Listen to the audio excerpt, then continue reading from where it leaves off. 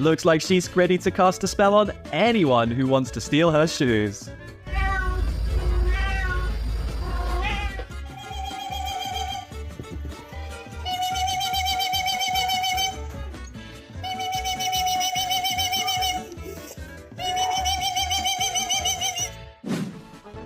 I may not be an expert on bird breeds, but I'm pretty sure that this one belongs to the hothead variety.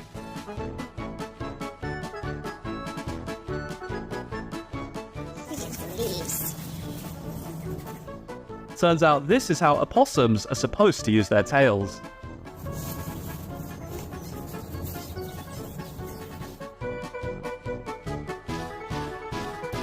Let's just admit that these cats just took Summit to another level.